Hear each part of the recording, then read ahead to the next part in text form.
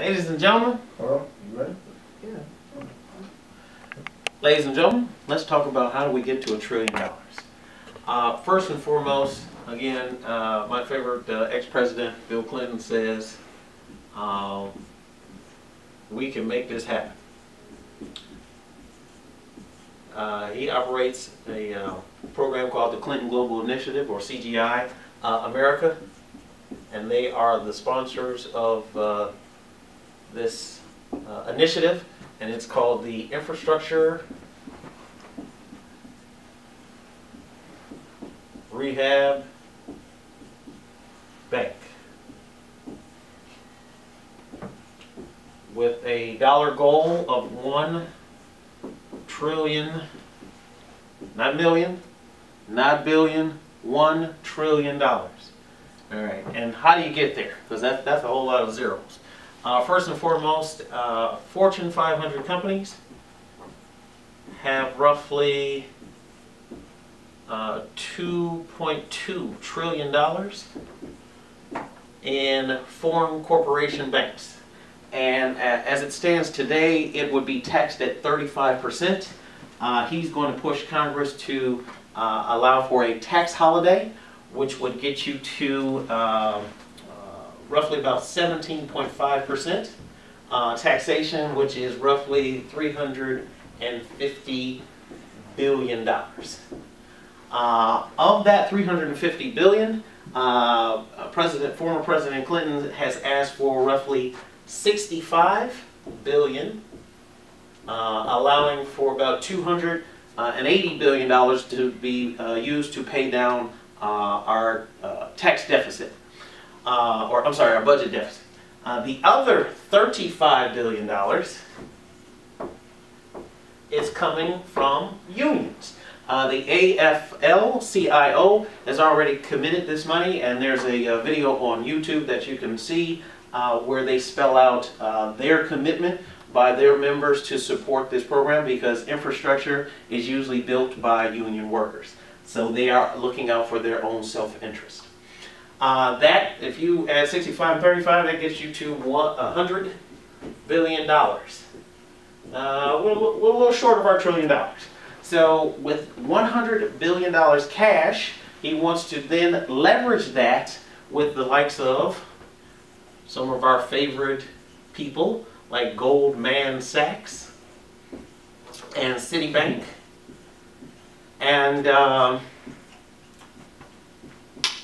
leverage that up tenfold to $1 trillion. So it's tenfold leverage.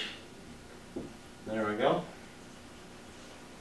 And that gets you to $1 trillion.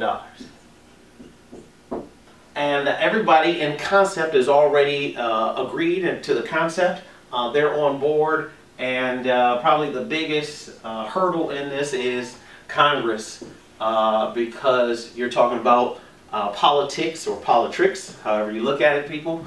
But that 17.5% interest or taxation rate is kind of the moving target. Everything else is in play, and I honestly believe that this will happen, and it will happen in the first quarter of 2013. As such, again, that $1 trillion gets you 8 years of building. That'll get you roughly 2 million jobs, and based upon the American Society of Civil Engineers Infrastructure Report Card, which is presently, we're at a D-,